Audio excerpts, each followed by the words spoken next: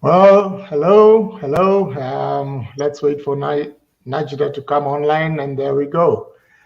So, 1 second, guys. hello, and Karibuni here. And welcome to episode 19 of our Great Leadership live show. And we thank you for making time to spend an hour with our guests tonight this evening. In line with the Mental Health Awareness Month, which is now October, today's talk is about mental health and women opening up. The last 2 weeks, for those following, every week we've been talking about mental health. And today with us in studio, we have Farah Khalek and Najda Khan, who will share their story. Welcome, Najda. And thanks, Martin. And Farah. And for those wondering, Waweru is not with us this evening, but he's definitely here in spirit, following. Yes, for those watching us live on YouTube or Facebook, you can ask questions or make comments. We bring them up on the screen. We value your contribution. You can follow us via Twitter and Facebook handles at Gr8leadership Live, the 8 being the number 8, or email us on gr8leadership@gmail.com. So, welcome, Farah and Najda. Thank you so much for making it to our show. Thank you for having us. I'm still getting used to this layout of 3 windows instead of 4 that I'm used to, 4 or 5 with Waweru. Yes, today I'll just go straight. I'll ask each one of you the same question. And let me start with Farah. Tell us about you. Who is Farah? And why are we here on the show today? Thank you so much, Martin. My name is Farah Khalek. And I, as a brand, I champion positivity, self-love, inner strength. As a motivational speaker, I advocate for a positive body image through self-acceptance and appreciation. I am also a digital content creator, marketer, and a creative at heart. I am surviving scleroderma through an ongoing stem cell treatment, and I am here to share my journey of self-acceptance after being diagnosed with this life-changing disease. My appearance changed completely.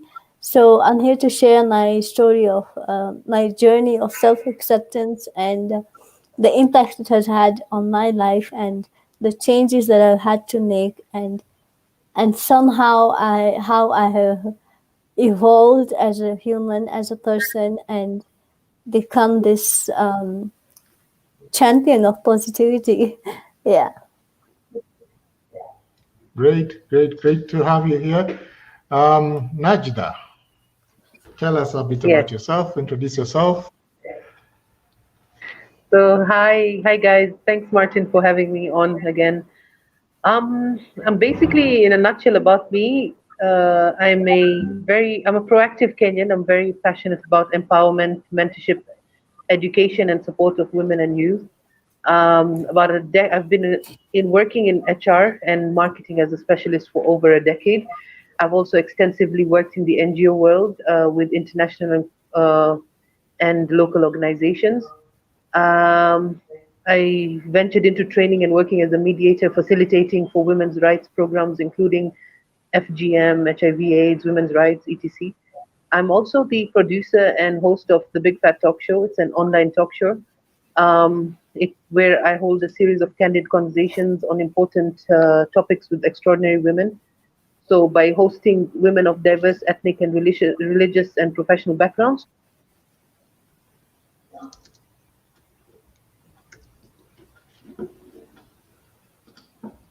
Yeah, seems she's frozen. Okay, while we wait for her, Farah. Hello? Oh, yes, carry on. We had lost you for a bit. Carry on, please. Sorry. Okay. So I'll just, I'm also very passionately working with the UN Sustainability Development Goals. I've worked with over 200 students in over 25 universities all over Kenya. So I think in short, that's about me. I've also taken up my personal story in both international and local platforms. I I just basically believe in emancipation and self empowerment through sharing your stories and your successes, so that other girls and other women and people who need the motivation can learn from you. So this is Najda in a short, in a nutshell. Thank you. Thank you. Happy to have you here. I think next I'll go back to Farah. Farah, maybe before we can start walking through your journey, maybe just explain to us, for the audience, what is scleroderma, and just give us a brief overview about it, so we know exactly what it's about. Scleroderma is an autoimmune disorder. It's an it's when your immune system is overactive. So mine, instead of protecting my body, my immune system is attacking it. And scleroderma is a condition where it's mostly about the skin. So my body is also producing a lot of collagen, which is now making my skin very stiff. So that's why my skin is so pulled back and it's so stiff. It has made my mobility, it has reduced my mobility. It has really changed me because my skin is now pulled back, my teeth are out, and all these changes happened over a span of 13 years now. And 14 years now, actually. And that's how it is. And it also affects your organs inside. So digestive system, lungs, when it's fatal, it attacks your lungs as well. So that's scleroderma. Okay. So let's walk back to, you said 12, 13 years ago and till today. Let's just go through you, and then more than anything, what made you decide to be a mental health advocate? Okay. So when I was diagnosed initially, I was about 18 years old, just beginning to dream about my life and what my aspirations would be. So that was a very delicate age to handle any sort of life-changing disease. So I was diagnosed, and that really hit me. It shook me up because I did not understand what was happening. I did not understand about this disease. I had never heard about it. In fact, up to date, I hate doctors because the doctors just told me that there's no cure and there's nothing you can do, and just take the steroids and manage it. We'll just try and manage this condition. So that really pushed me into a hole, a very dark place. I was very bitter. I was really, really angry, really bitter. I did not want to accept this. I did not want to accept this condition. I did not understand my body. I did not understand myself. I did not understand anything around me. My family, I was always fighting with my mom. I would cry a lot. I was basically a very I was hiding. I know you feel like going out. I was hiding a lot. And then I started changing. And because I was at work and I could not move around easily as I used to. I couldn't play as I used to. And I'm not understanding why I can't bend down anymore. I'm not understanding why I can't wake up from the bed suddenly like a normal person can wake up. Why do I have to take an hour to sit because my body is so stiff? So that's really, it was hard to unlearn normalcy. It was hard to unlearn being normal, just carrying the blanket over yourself. Like, that was a task for me. I couldn't do that. And it was hard. I did not understand it. And yeah, I was in a dark place, very horrible place. And wow, I wouldn't wish that on anyone. And so my biggest supporter, my mom, from day one, she never let go. She would always push me, she would be the one to, yes, you're getting up of the bed, you're getting out of bed today. And I wouldn't want to. And she would forcefully, help me move around, because if I wouldn't move around, I'd become really stiff. So yeah, so that's why I would fight a lot as well. And yeah, she would really push me. She would also take me out a lot, and I wouldn't like going out. And then my features started changing, my physical appearance. I wasn't like this. My skin started stretching out a lot. I started getting pigmentation on my skin, and the color of the skin was changing. So yeah, now I'm looking at the mirror and now I cannot recognize myself. Now, what the hell? What is a 19-year-old, 20-year-old girl supposed to feel? I don't even know. Like, I'm looking into the mirror and I can't see Farah. Where is Farah? Who is this? And I'm scared of her now. I don't want to see the mirror. I feel like something terrible is happening to me, and it was a hard time trying to look into the mirror and just smile. So yeah, that took a while. That was my initial Okay. stage. Yeah. Thank you for sharing. And we'll get back to you shortly. So, Najda, give us a little bit about your background. What challenges have you faced? So I think I consider myself I've been through many challenges that many women have been through. For one, I've always been a overweight, big-sized girl from being from a baby all the way through kindergarten, all the way to now. So that came with a lot of the circus that this comes with, the bullying and the name calling. So that was one. I also was very young when my parents went through a divorce. So having to navigate through that was, it had its traumas and it had a lot of its extremes. Personally, when I got married, my first marriage also ended in a divorce. I was married to a narcissist and somebody who was quite extreme in his beliefs, and this propelled me to a myriad of emotions, and fast forwarding to now, I've also had to go through, for about 30 years of my life, that's almost all of my life, I've battled with chronic pain from an illness that I've had that became almost last stage in the last I've reached the last stage of uh, this medical condition in the last year and a half.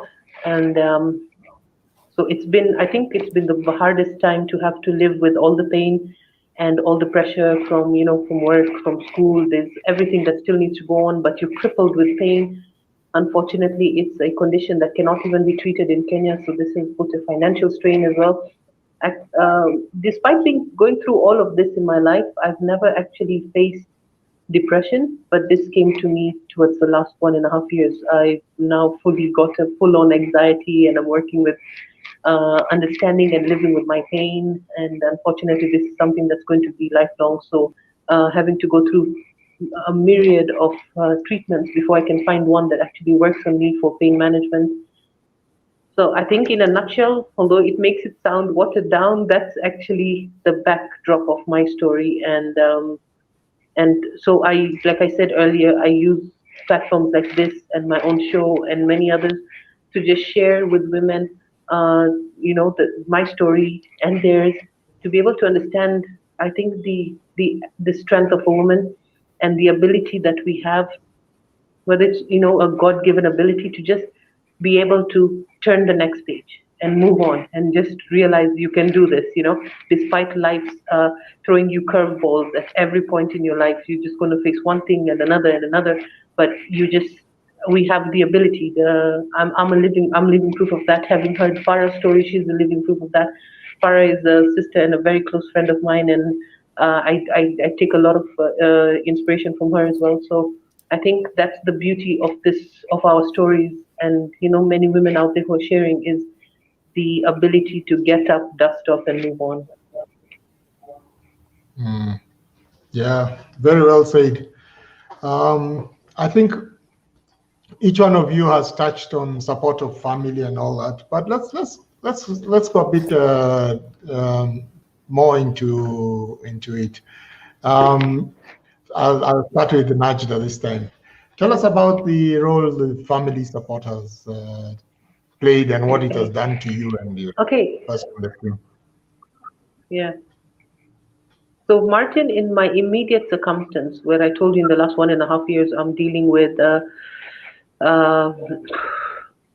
medical condition that's taken me by storm, really. I cannot say stress enough how much and how important the role that my husband and mother have played in this. I've traveled. I'm currently in Cairo. I just went through surgery with multiple procedure surgery, and I have my mom here. While flying here, I had an on-flight injury where which landed me in a cast in my leg up to my thigh. That's even before the surgery, and I think I cannot imagine having been here without her and the role that she's played in terms of the strength, emotional, physical strength, and physical strength that she's been able to give me. And this has been the only familiarity I've had from the time I was a child to now. This support that has been there. So I would say the constant that has been there. So in terms, if I was to look at this from a research point of view, that is the constant that's always been there, is my husband and my mother, who've held me up literally, quite literally, not just emotionally, quite literally, physically as well, into the person I've become today. And I would say that this is the pillar of the strength that I have, and the strength and the power to overcome has been derived fully from these two pillars in my life. And to anyone watching out there who may be going through something, I think that the misconception that you can handle something on your own is mostly the biggest downfall that people have, and that's why. So you may not have the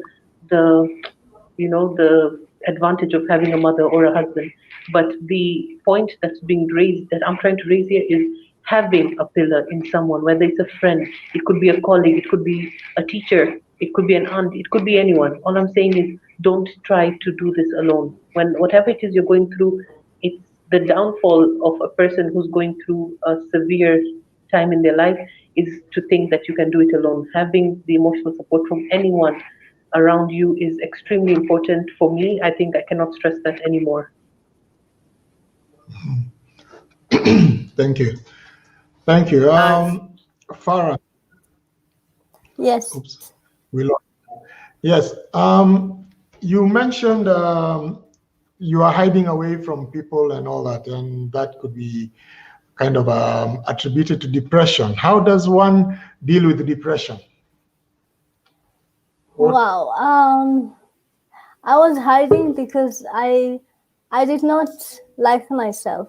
Number one, I did not like who this person I was seeing in the mirror, and if I was scared of myself, then I'm like, whoa, what should people say? And yes, of course, when I used to go out, there were a lot of stares.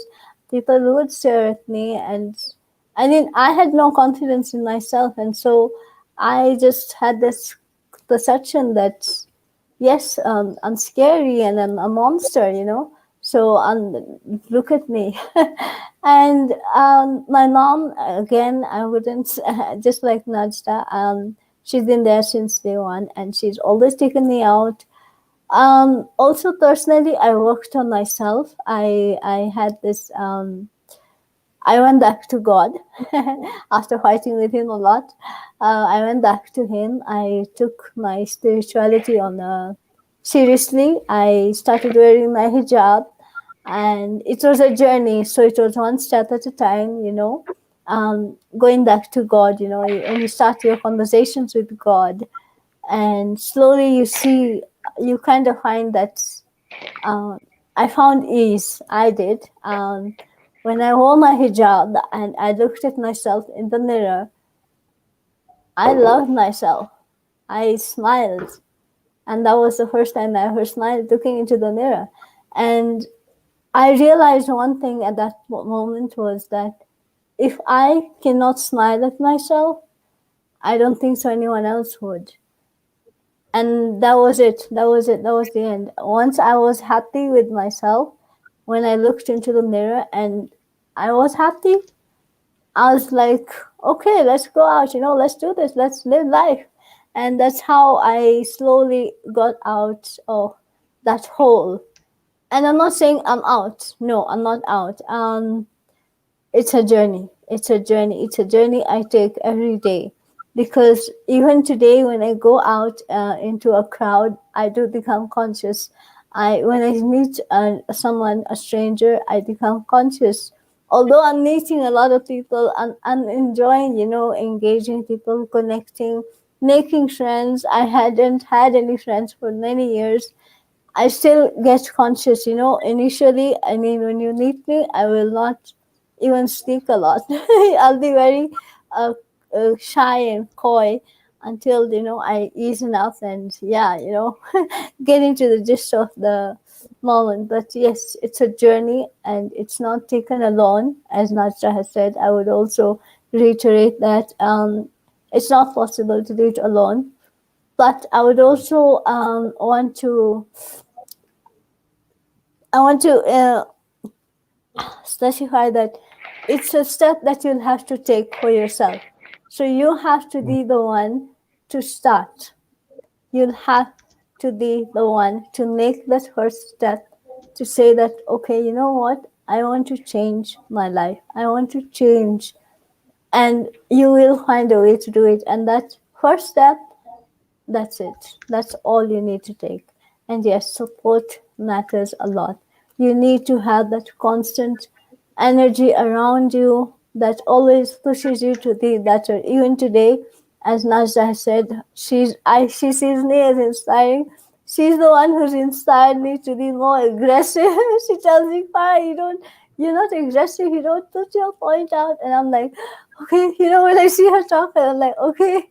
So yes, you need to find these people around you that always push you, so that you can just go a little more higher, just keep going higher. And yes, that's basically my point. Okay. Thank you very much. Nadia, I think next we'll go to your talk show and tell us what made you start that show. But first, let me play a few seconds of the show.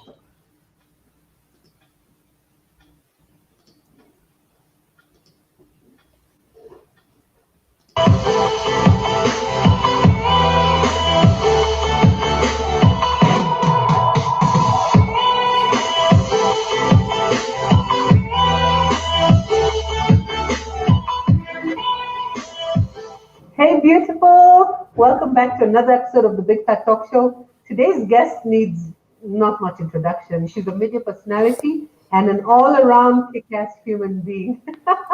Let's welcome Linda Nguesso. Yay! Hey, girl, hey. How are you? Oh, I gotta So- thank you, and you look amazing as well. That's your show, Nadia. Tell us about it. What made you start that show, and actually why? Of course, we know why the topic, the name of the show, but Yeah. just tell us about it.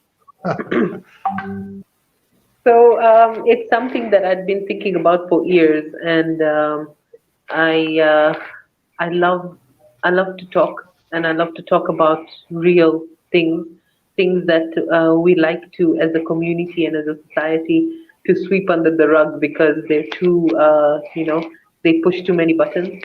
So these are conversations that I love to have. My friends like Farah and others can attest to this when we're out for a coffee or lunch. These are conversations that stimulate, and our discussions. And so I thought, okay, I know so many people. I have a network of friends around me who have such tremendously moving stories, and I hadn't found a show that was available where I could turn on and listen to a candid, like a very real conversation with somebody who's not really a star or a superstar, an ordinary woman like me, like you, just be able to watch and hear her story and be emancipated by it. Like, oh my God, this woman did this, so I mean, I can too. So that is what made me. I spoke to a few friends, Farah being one of them, and they do it, do it. People started fanning my flame. So in May last year, so is when I launched the Big Fat Talk Show. This is because I also feel my own story is phenomenal at so many levels. I've shared it on Dada Sphere. I've shared it on my own show. I've shared it on many other platforms, on BBC Africa as well. And it's phenomenal at many levels. It has so many entry points and it's it has so many levels that you, even if you don't relate to one, you will relate to another. So the intricate design of this story that God made out for me to live made it necessary for me to share my story and to create a platform for other women to do the same. Because only through speaking about it and accepting it in its totality do you actually uh, understand yourself. That you put on your and be able to live a life that's true to you. So this is the reason for the Big Fat Talk Show. But one other very subliminal reason is the word fat. Growing up as a big girl in a school, in schools, in all levels of my schools, where I faced bullying or name calling, and it was pretty difficult. I always, looking back at it now, I always wished there was a show like the one I have, like where I could watch a successful, a beautiful, a very confident woman who is big-bodied, and she's talking about her experience, and she looks and looks and sounds great, and I will always wish I could have a woman to listen to and think, oh my God, look, she's living her best life. And so when I meet up with other big-bodied women, and because society only sees us as that, but there's so much more behind this amazing woman. So this platform was also to, in a very comical, cynical way, we have conversations over coffee, and we laugh at the societal limitations that's been set on us, and we share true experiences, real experiences. We talk about marriage and men and sex, and things that big women generally are just supposed to shut up about and sit on one side and not have a comment about. So that comes off in my show as in a very comical, cynical way, and that's what it was meant to do. So the show was so that if there's a big girl, and then using the word fat in the show was emancipation in itself. Like we're checking back that word and we're owning it, and it's no longer going to be used as a word to ridicule somebody who's big bodied. So putting that word in the title of the show was extremely important in that point.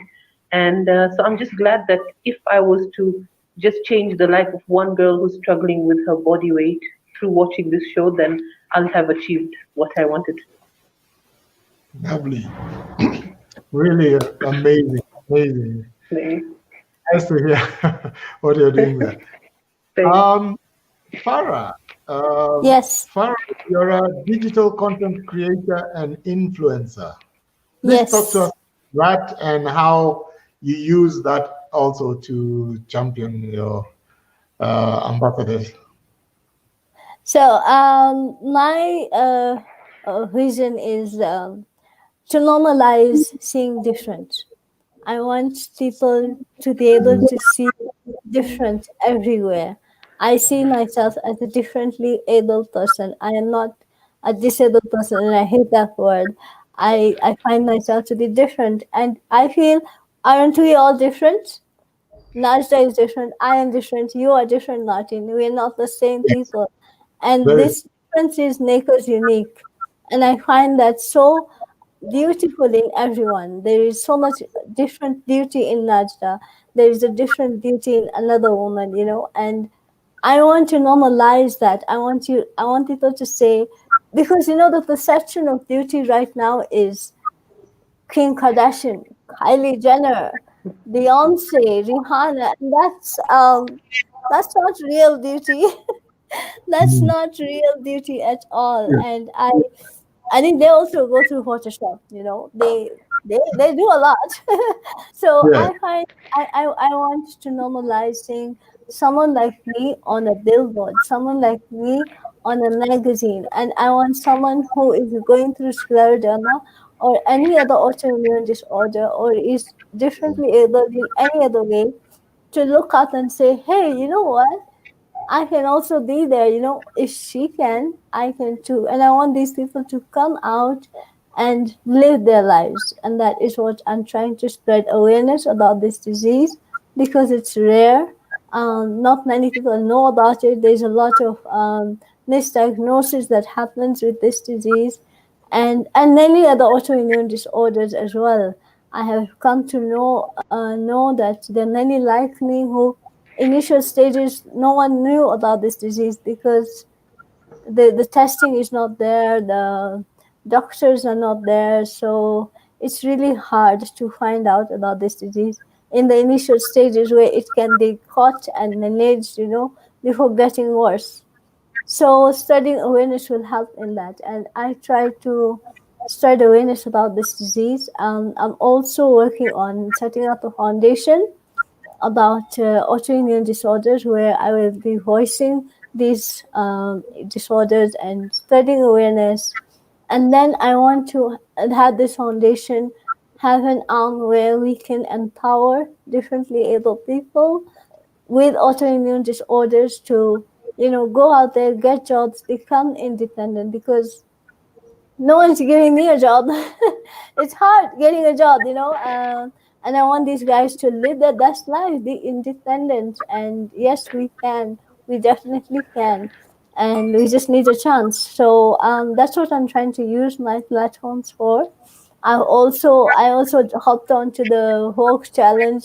I'm also on TikTok now. I'm dancing away. So yeah, tell the brands I can be on their brands, and they should just be bold enough and daring enough to have someone like me alongside their brand. So I'm trying to normalize seeing different on everywhere in your faces. No more hiding. So that's what I'm trying to do. I'm just trying to live my yes. best life. Yeah. Well, nice, nice. Thank you for sharing. Allow me to share some pictures you shared earlier because you just mentioned that the cover of Vogue is not only for the Kylie Jenners and Kardashian and what have you. And from the pictures I saw here, actually, you can be the next person on the covers. So I mean, they're very beautiful. And let me just find the pictures. Okay, so that's. Tell us about this picture first before I go to the next.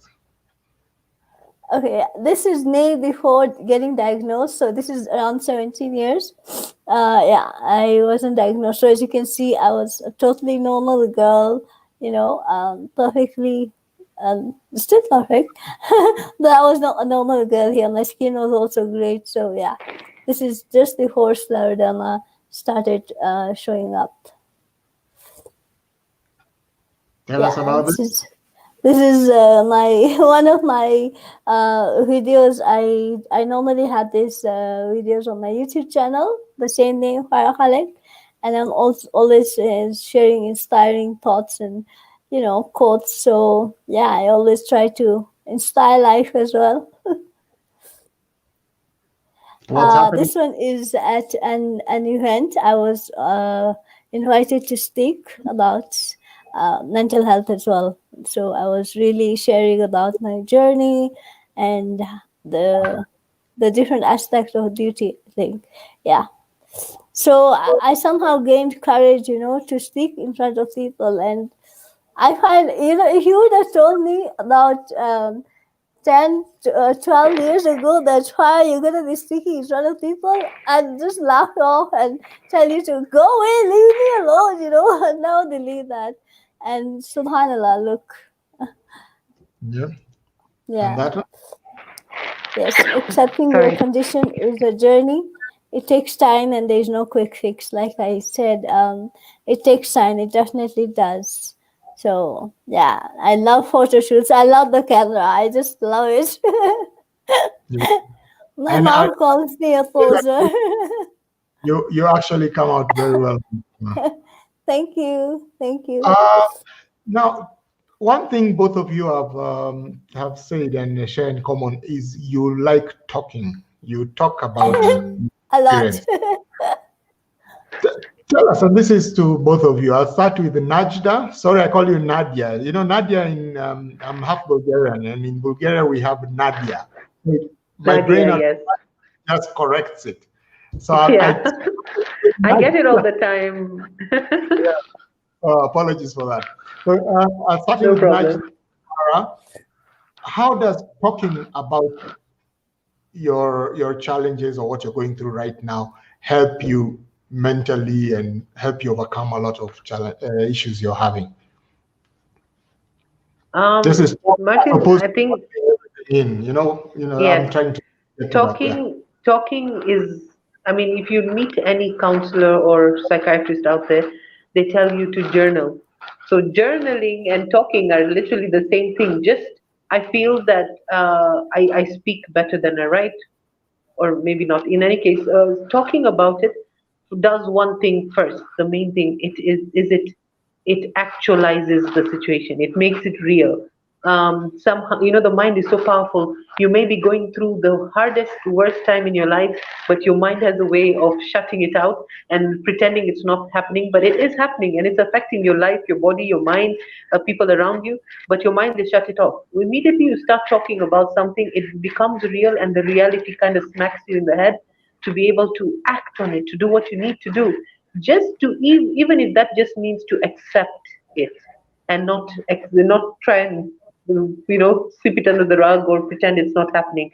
And acceptance is the first and most crucial stage of healing. And once you've accepted what's going on, it could be like, even for me, I have always been told that, oh, you're such a strong lady. Everyone says that you're so strong, you're so strong. So for me to accept that I was dealing with anxiety, not being able to sleep, insomnia, staying up all night, having palpitations and panic attacks, that was not what a strong woman should be having in my mind. That was what I thought. So I didn't want to accept it. I was like, no, it's just a phase. It's probably something, a drug I'm taking that's making me do this. But just being able to talk about it, breaking down about it, crying about it, and then saying, hey, okay, so I'm having a problem right now because of something emotional, and it's anxiety, and being able to take the right medication for it and talk my way and heal my way through this helped me get over it and understand what I have and get the right treatment for it. And so I think that this is what talking is to me. It's the first and most critical stage for healing. And when you share your story, especially on a public platform, not just talking with a girl over coffee, that's important, yes. But at my level, as far as level, we're trying to talk with using public platforms to do this. And that means that there's a girl, there's a lady, or even a man out there sitting, watching you, talking about your story live on a public platform, and thinking, oh my God, that happened to me. So that's how she handled it. Let me try and do this, and then just like that, you've become a catalyst. There's this chain reaction you're causing now everywhere, wherever the person is in the world watching you, thinking, if she can do it, I can too. If she can go through all that, my problem is much smaller, so I can get through it. Or even if it's a bigger problem, the fact that she can get up every day and call it another day and dust off. So that's the catalyst, that you become a catalyst and create a chain reaction, and that is the beauty and the power of talking and sharing your story. Lovely. That's so true. One question That's to so you. true. Yeah. For me, I think I bumped off. So I started writing at first, like Najda mentioned, journaling. I started writing. I stumbled upon blogs on the internet, and I found them cool. And then I started blogging, and then I discovered social media, and social media looked cool, and I was like, I want to join this. But I wouldn't post any pictures of myself, full pictures, only half, and I would never show my hands. So, and I would apply 10,000 filters also. So yeah, I hopped on to this social media, and yeah, I was just posting a post a day, a picture a day. And somehow one journalist, she contacted me, and she thought I had a skin condition, and she's like, I want to talk to you. Would you like to be on my show? And I'm like, okay. But what am I going to talk about? And she's like, no, you're always posting your smiling faces. And I'm like, okay, let's do this. And when she came on, she saw me, and that's when she realized, and I told her it's not a skin condition, it's scleroderma. And she was amazed, and she's like, please tell me your story, how. So I'm like, what difference will it make? I didn't know. And when my story aired, and I started receiving so much support, and my DMs were all full, and I'm like, there was so much outpour, so much support, love, and I'm like, oh my god. I was so shocked. I was like, wow. And then when I got messages of people saying, I can wake up today because of you, and I see you, and I'm like, okay, Farah is strong, Farah is strong. And I'm like, hey, I'm just living my life, and if I'm doing this and giving someone strength, oh my god, this is amazing. And that's when it just hit me that, you know what, Farah, this is your purpose. And yes, talking does help. I mean, I started sharing my story far and wide. I would just talk to anyone, and I'm like, you know what? If it's helping someone, yes, let's do this. Please, let's do this. And I will never forget this one girl who texted me, and she said, I have a birthmark and I don't want to go out unashamed. And I'm like, girl, I felt like going into my messages and shaking her, like, girl, wake up, go live your life. And yeah, I truly, truly believe in the power of sharing your story. You're giving strength to someone, and you're also relieving your own stress. You're also relieving all your emotions. I remember I called Najda during lockdown, and I told her, Najda, I'm so down, and I don't feel like posting. I don't feel like doing anything. I'm so scared. I became so anxious because of this corona, and I'm like, if I get it, oh my god, I'm gonna die. I started getting so scared. And we talked, and she's like, you know what, Farah, just cry it out. And I'm like, I cried. I just let it all out. She's like, it's okay, no pressure, don't be online if you don't want to be, just feel it. And that's exactly what I did. I just let all my emotions flow out, because you need to release them. When we don't release our emotions, when we bottle them up, that's so toxic, that's so dangerous. And I cannot emphasize on the importance of releasing. You want to cry? Cry it out. Cry, ugly, cry. Cry it all out. Let it just come out. Once you're done, trust me, you'll feel so much better, so much nicer. Even if you want to scream into your pillows, just do it. Relieve that stress. You have to find a way to relieve it. For some people, it could be writing, talking, crying, screaming, any other way. Just let it all out. It has to come out. Once it's out, you're good. Well, yeah, interesting.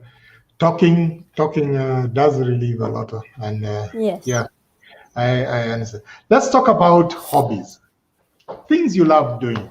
I mean, as you've mentioned, you're not different or anything. We are all the same. Each one with his own challenges here and there. What makes you happy? What do you spend your time doing? Do you do it in your own space? Do you do shared activities with others? Yeah, let's start with Najda. Well, Okay, so for me, there's a couple of things. But then the thing with me is I go with my emotion or my feeling at that time because if I feel like I want to be alone, and sometimes, and this happens a lot of times because it doesn't mean I'm sad or I'm angry.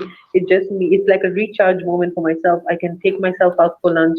I can go and watch a movie. I can take a walk. I love reptiles like snakes and crocodiles, so I spend a lot of my time healing mentally and meditating around at the snake park where I volunteer once in a while as well. This may come, it's awkward for many people, but that's my release. That's my where I go to. I also I'm a foodie, and I love to talk about food. I love to try new food, and I love to review food. So a couple of years ago, I started an Instagram blog called the Food Report 254, and this has become a huge go-to for me when I want to do something that's beside talking about issues or work or studies, and it just kind of dive into food and try all these new cuisines and talk about them and tell people about them. So I love to write and discover new food, so this is my go-to as well. I'm also a I'm an extrovert, so being around people is great, but I tend to do that more with family. I have friends where we meet up with a couple of girls and have fun. That's good banter and all that, but a lot of family time.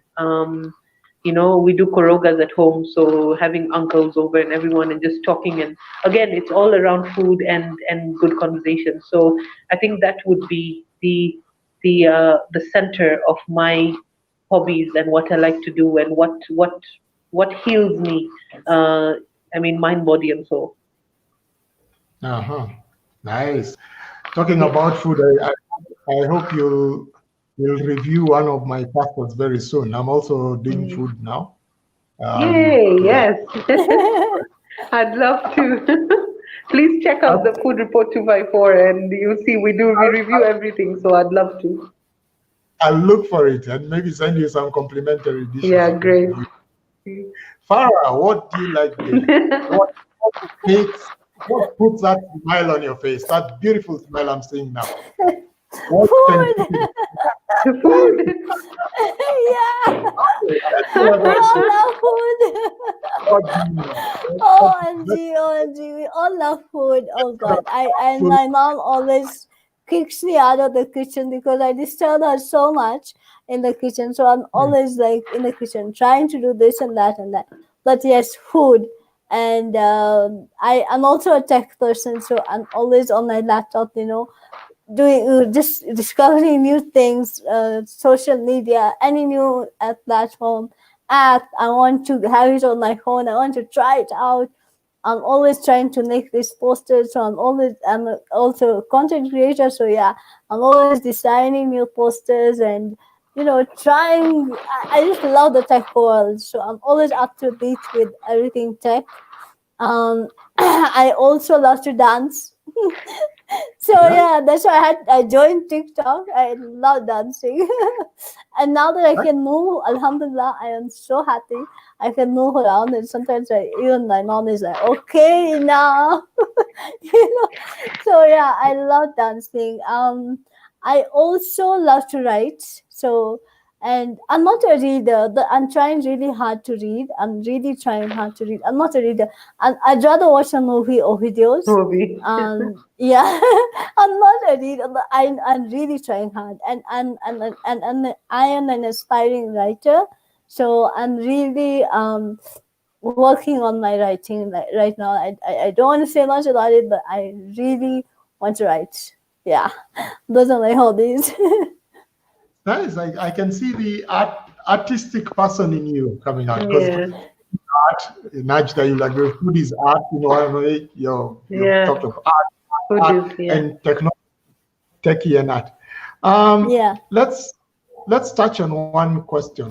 Since both of you are ambassadors and champions for various issues, what do you think should be done from a policy perspective or from a community perspective to help people deal with mental health challenges? Maybe you can be specific on your particular area of what you're championing? Oh, okay, Farah, you want to go first? Yeah, I'll go first. I think when we normalize uh, conversations around different conditions, when we when we spread awareness around different conditions, because there are some conditions we don't really even know about them. And there's one I came across the other day, and this lady is completely normal, and you wouldn't say she had anything, but her knees, there's something wrong with her knees and her nerves. So she cannot stand for too long or walk for too long. And sometimes she does face a lot of stigma at work. And so, yeah, I feel like we need to really, really talk about conditions a lot. That will, number one, reduce stigma. And once the stigma is reduced, people can be comfortable to talk about them and say, yeah, you heard about that? Yeah, even I had that. And people will be like, okay, so that's what it is. Scleroderma, I found out about it on Google on my own. I learned about this disease on my own. I had nowhere to look up to. I had no one to speak to, and there was no doctor here in Kenya, and I was alone. So there is need of a lot of spreading of awareness. I feel like that's where we need to start. Number one. Yeah, once that's normalized, I think we've won half the battle. Yeah. Okay, Najda? I think to add to that, of course, is we need to normalize getting mental health. We've talked about this for years. I think women are more accustomed to and have become more, softer towards, yes, I need help. So they'll talk to their girlfriends, they'll go and get psychiatric help. The problem is not really the women as much as it is our boys, our sons, our brothers, our husbands. Men in Africa, if you're talking about Kenya specifically, still have, and I've seen this firsthand over and over with many people in my own life, they will not go for, they'll have gone through traumatic experiences, physical abuse, mental abuse, whatever form of abuse and trauma, but they will resist going to get mental health. And what happens is this becomes a catalyst to other aspects of their lives and the people in their lives as well. So you find that this man will go on to now start beating his wife or abusing his the women in his life because he never got therapy, and then his son will become like this, and it's just it's a catalyst for like many generations to come. So if we can, as a community, begin to normalize this, and this will touch from the policy setting in government by making this easily accessible. NHIF for Kenyans doesn't even cover mental health. This is a big problem. So they're just covering physical health, but they're not looking at the mental part of it. And it should be in all over the world. This is something that is considered as important, but here in Kenya it isn't. So that policy formation needs to come in at that level.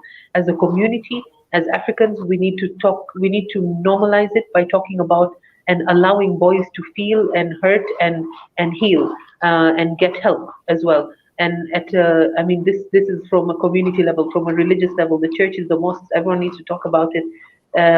So I think these are the two main aspects to what I feel needs to change and change in a big way. So for women listening, I think it starts in your home. So make it easy for your sons and your daughters to express their emotions and get them the help that they need, and make it so normal, just like you'd go get a injection because you have a fever or a flu.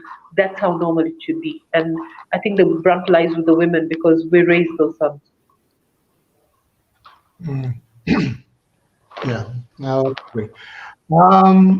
Do you have any statistics to share? Maybe you can anything that you've come across in your in your day-to-day work and stuff. Any stats in what the current situation is in Kenya with regards to health challenges, various mental health? For me personally, working in the human resource field, and it's because you're working with people, and you cannot avoid the mental concept when you're working with people, with the human capital. So the issue here is that you'll find very few corporates who will actually allow or cover the costs for mental care. And just, hey, you don't look okay, take a few days off, but go see a doctor. Here, we're going to pay for the first few sessions. So Yeah. it's a policy formation I'm working on personally where I work, but the statistics are sad to say the least, because it's not considered. Again, the companies are already feel a burden in offering medical support, so they'd rather just offer it for emergency services. No, we've Oh, lost her. Statistics are not good, and they're not in our favor, and that's why I was talking about policy formation at a corporate level as well. Okay. Um, Farah, we are now coming yes. towards the end of it. Our time, engaged in interesting talk.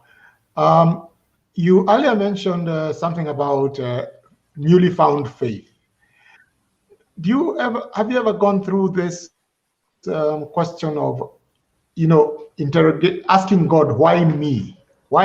And maybe you can just explain a bit about the newfound faith. Same question will come to Najda. Oh yes, definitely. I was angry with God for the longest. I asked him why me.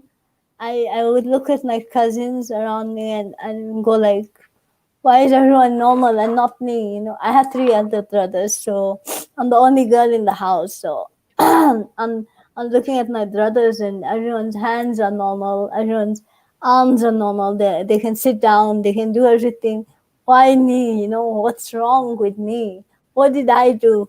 And I I I slowly started going back to him. I started praying first. I used to watch these videos on YouTube about hijab tutorials, and I would listen to these girls saying their hijab stories, how they started, and the hijab looked so beautiful to me, and I used to really admire, and I would be like, I want to do this style, I want to try this style, I want to do this. And my mom would be like, if you're not serious about this, don't. If you are, then go ahead, do it. And because don't play around with it. And because she saw it, that I was just intrigued by the fashion of the different tutorials. Um, Yeah. and then I dreamt about myself. I saw myself in a hijab, in a white hijab, and I don't know, that just hit me. It really hit me. I woke up that day and I told my mom, no, I want to wear it. And I didn't do any style or anything, but I just wore it. And that's where it just, it was like something just lifted off me. And I was like, whoa, this is cool. And then I slowly started praying. I now was getting regular with my prayers. I wouldn't miss them. I started reading the Quran now, and I slowly, I think I found patience. Scleroderma has taught me patience a lot. Um, I found patience in my condition. I found, um, I learned to slow down. I slowed down, and I was slow. I was becoming slow, but now I was accepting the slowness. So if someone is walking next to me and they're faster, I'm not trying to catch up to anyone. I'm walking with my own pace. This is how I am. I can't do better. This is how I am, and I'm going to move in this pace. So I found myself to be a lot patient with myself. Nowadays, I celebrate every small thing. A new wrinkle on my finger, I celebrate it crazily. I call up Najda. I'm like, Najda, what happened? I found a new wrinkle, and we'd have a laugh, both of us. So yeah, that's it taught me also to be grateful for everything. Yes. I have a nose that can smell. I can walk. I can write. So I mean, there are some things I can't do, but yes, I can do a lot more. And I realized that I need to be more grateful, and everything has a reason. So God has his ways, only He knows. So I don't really want to dive deep into that. Yeah, I those are my two things: patience and gratefulness. Great, great, great. Najda, tell us about your connection with God. Okay, there's one thing I didn't mention. Can you hear me? Yes, Yeah. yes. Yeah, so there's one thing I forgot to mention earlier is another aspect. I told you I have layers over layers. Another aspect of what I've gone through and was very challenging for me has been, I think it always will be, but I'm at a better place now, is for 8 years I've tried to conceive, and the dealing with and living with infertility has been very difficult uh, from a community perspective, just from a gender perspective. It's such a huge taboo. I cannot even comprehend the number of women that go through the stigmas of living with infertility. But like I said, having pillars around you that are supportive is very important. However, I think despite all the adversities I faced, I think this was the one where I had I had that told God, like, listen, we need to sit down and chat. This is a huge test, and I love children, and I want, my husband and I want children, and I have, you have those pesky aunties and grandmas around you all the time asking you, so why are you waiting? Why are you waiting? When the truth is, you never really have been putting it on hold. You're trying every time.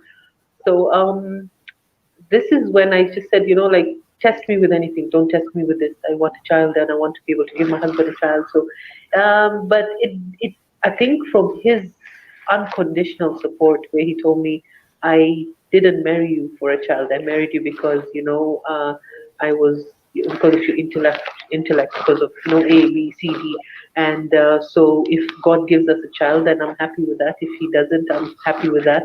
And I think hearing Him, like we said, remember earlier in the conversation, Martin, about talking.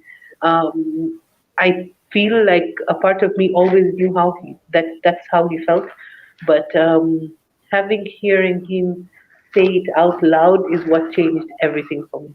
And then I realized the uh, the supreme and most intricately perfect plan that the Almighty has in place. That we always make our plans, but He has His, and His is so intricately laid out and perfect in so many ways that we do not get to realize until it's actually already happened. And we're like, oh my God, like that was the plan all along. So that, and living with the tremendous pain I have in the last 1.5 years. I think being in Cairo this time, I told Farah and a few friends that I called the other day that I don't think I'm coming back the same person, because I have finally and fully accepted the will of God. And as I leave here, like, whatever His plan is, if this pain is going to go on or not, it's not going to hinder me in my faith, in my goals, in anything. But I'm leaving here in full submission of Him, and I think that has been the biggest form of emancipation I have felt in my soul. I've this whole thing has pushed me into to have to reflect into the deepest depths of me, and ask myself questions on why, how, if, and I think the biggest conversation, as we've said, we've determined that this call is, we love having conversations. I love having conversations, but I think the ones I love most are the ones I have with myself, and I'm having them more often now, and I'm loving myself more. I said it in a post recently that I think I've loved myself more in this last year than I have my entire life, and that, as sad as that is, it's also an extremely huge awakening for me. So I'm really looking forward to loving myself through the perfection of God from now on. I'm very excited about it. Beautiful, beautiful. So we've passed the 1 hour mark for the show, and I think the last thing is I'll ask each one of you to give us your parting shot, starting with Farah. Okay, thank you so much, Martin, and the whole team of Great Leadership for having us for this conversation today. My parting shot would be, every soul will be tested in this life, and we are all going through different phases of our lives and different tests, and we are at different stages. So I just want to say, don't feel intimidated when you see someone doing better than you, because you don't know what test they've been through to get there, and you might be on your way there too. So number one, patience. Number two, gratefulness, and just believe in the path that God has chosen for you. Keep going, don't stop, and just remember to be selfish about yourself. Love yourself crazily. When you see yourself in the mirror, just tell yourself you're the most amazing thing I'm seeing right now, and always start your day like that. And just spread smiles, be kind. We all need kindness right now, and in the world is going through a crazy time, and we just need kindness right now, smiles, and all the positive energy that we can get. Lovely. Thank you. For me, I would love to just say one thing is in two words, it's self-love. And I feel that I think I'm a huge advocate for self-love. It's all I talk about every time, is because we find that as we in this journey that we call life, we love to get a new pet, get a new expensive bag, get a new boyfriend or a girlfriend or a wife or husband. And the fact is that until you truly learn to love yourself, you can't love.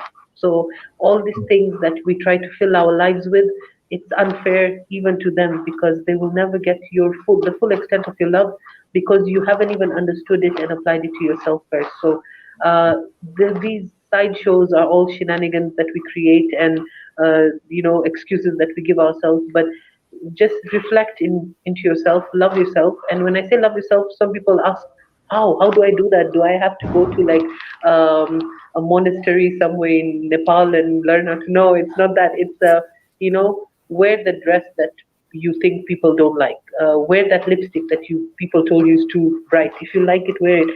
It's just small things. When you go out and you're having lunch with friends, buy that dessert if it makes you feel good.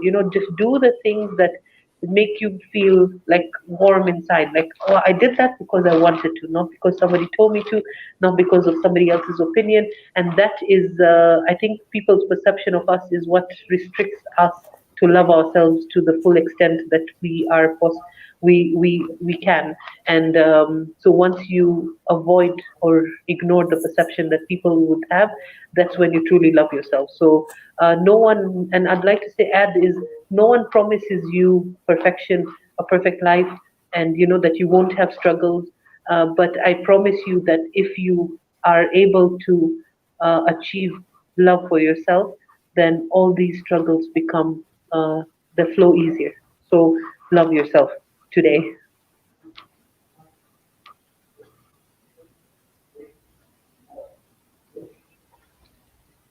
Thank you. Thank you very much. Thank you, Farah and Najda. Lovely talk that was. I learn a new thing every day. It's amazing talking to people. And as you said, I think it was Najda who said that if her talk could change one person, only one person, she makes her, what did you say exactly makes you most? I'll have achieved what I wanted to do. You had mentioned, yeah. Hello? Yes, I can hear you, Martin. Yeah, we can hear you. Okay, let me just share this quote from Maya Angelou. Let's see if you have it there. Yes. When women take care of their health, they become their own best friend. That wow. Yeah, that's amazing. The yes. Yeah. Side. It That's resonates perfect. a lot with me right now. Yes. Just what both of you have just said, basically, in your partnerships. Yes. Very important. Very important. And I can't say thank you enough for coming on the show and sharing your experiences, and also the positivity I'm seeing and I can feel from both of you. It's amazing. And I know for those who are watching now or will eventually watch the show, because it stays online, the link is the same for the YouTube after the recording. Share widely and touch as many people as you can. You're the champions. Keep doing what you're doing. It's amazing. And yes, and I look forward to actually meeting you in person very Yes. soon. Yes, And I look forward to trying definitely. I look forward to trying your food, Martin. I'll engage when you're back in Kenya. I'll send you some dishes. Right? Great. Good, Me good. too. Yeah, so let's meet. Yes. We have to. We have to. It's been an amazing show. Thank you so much. For those watching us live, thank you so much for making time to be with us. This is the time we say good night and see you next week on Great Leadership Live. Bye. Bye.